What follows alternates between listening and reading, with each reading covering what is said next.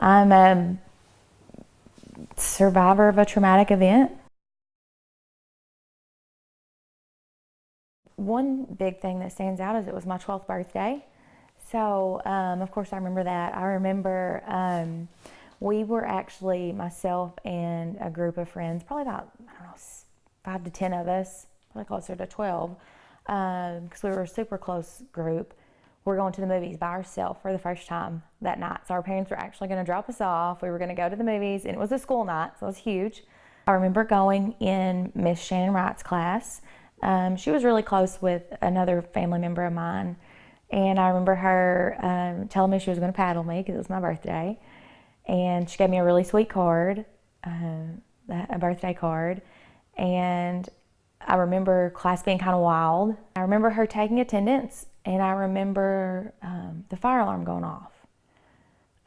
Shortly after that, I remember one of my friends, Jamie, saying that there's not a fire. It wasn't a fire alarm. Andrew pulled the fire alarm. I saw him. He pulled the fire alarm. He went out the back door. And so Mr. Wright was like, well, okay, well, we still have to, line up and go through protocol. Like, that's what we have to do. And so we did. And of course, we were shuffling our feet and weren't really, we knew it wasn't we knew that we were just going outside for no reason.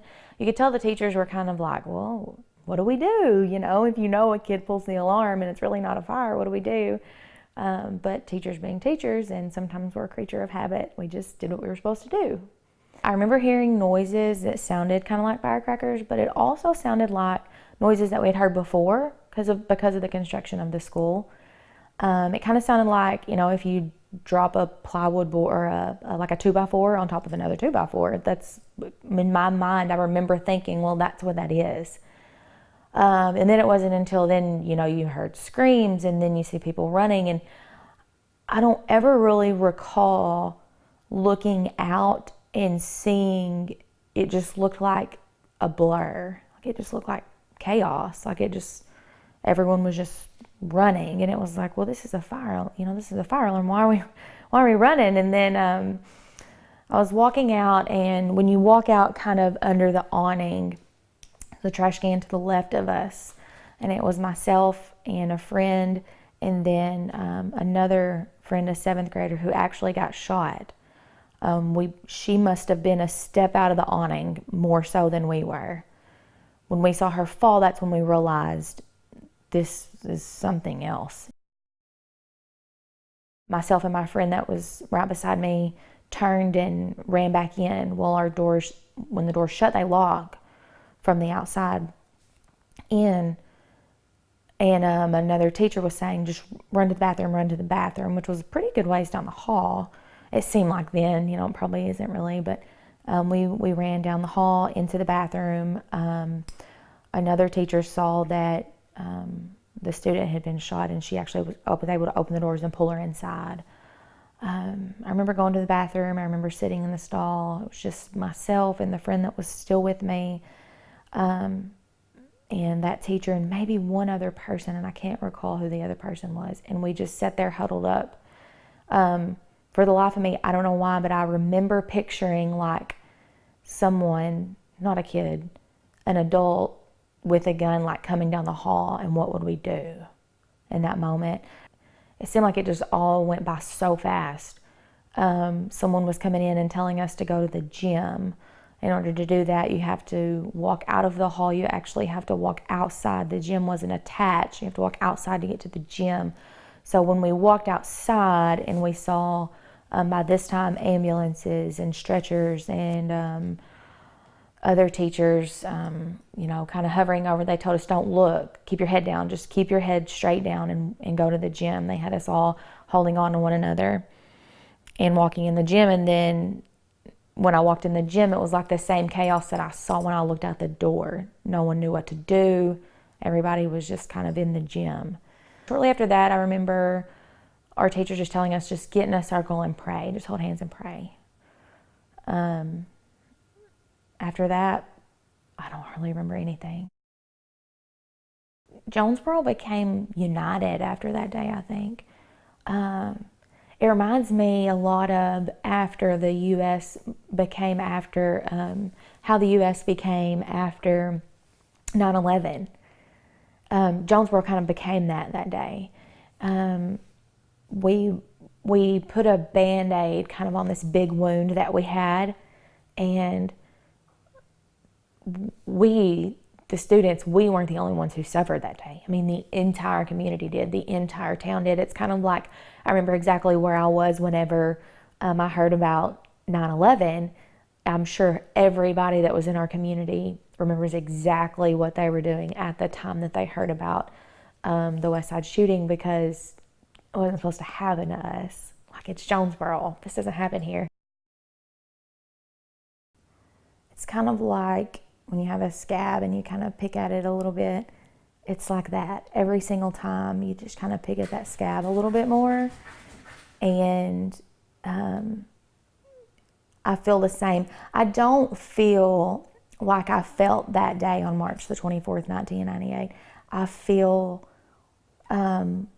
sorry, like I feel for those people, for the students and for the community that's going through that. I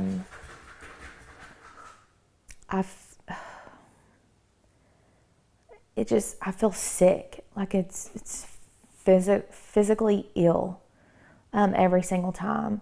I feel like a new wound gets open every single time. I recall what happened to me every single time. And then I just want to just extend my arms and just hug those people so bad every single time. For someone who's gone through this, that eventually it will be kind of a faint memory.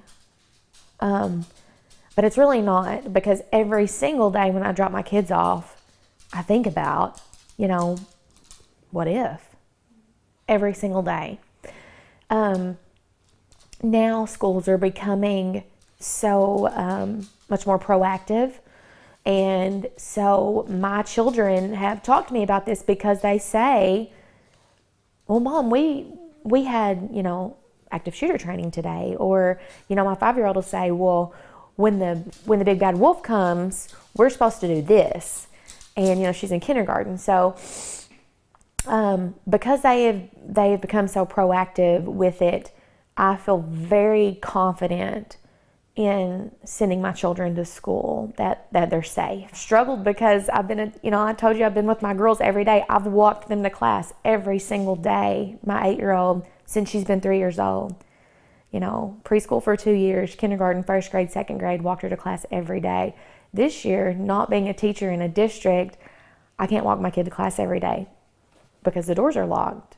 You drop them off, you let the teachers take them. So as a mom, I hate it. As a teacher, I completely get it. I understand. But I feel confident that my children are safe. But, I also felt safe too. So I know that I'm not naive in the fact that it can't happen, because now I know that it can. I just pray to God every day that it doesn't. My 8-year-old, her name is Natalie, which was named after Natalie Brooks, who was one of my good friends who was shot that day.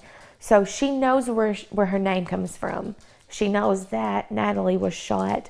It wasn't until recently that we have had discussions about that happening at a school. I just kind of very vaguely answer her questions. I answer them truthfully, but I don't give her all the details. I don't feel like she's ready for that just yet. As I don't want to scare her. But she knows that it can happen. She knows that it happened to me and, her father. And she hasn't really asked a ton of questions about it. I think that we just need to continue to make our schools more proactive. I think that we need to discuss it. I don't think that it needs to be, swept under a rug or hidden. I think that our students and our teachers need to be aware that it can happen, and that if it does, in the event that it does, then we're prepared. I don't really know what the right steps are to do that. I don't really know. I don't know if gun laws are the answer. I don't know if arming teachers is the answer. But I just hope and pray that I never have to go through it again. I mean, I want to teach my kids right from wrong. I want to teach my kids to be able to cope so that they don't ever feel like they have to do something tragic like that. I don't know that it's a law that can do it. I feel like that it's people that are doing this. It's not a gun. It's not a weapon. It's a person that's doing it. You know, empathy and love, and so many times that's absent in the minds and in the hearts of those who are committing these acts. And I think as a parent and as grandparents and as teachers and any type of educator, like, we tend to forget that. I've grown so much in the past, however many years it is. I've grown so much, and what happened on that day is very much a part of me. It has shaped me as an individual. It's shaped me as an adult. It's shaped me as a parent. But I refuse to let it define me. And I just hope that anybody else who's gone through any traumatic event, that they do the same thing,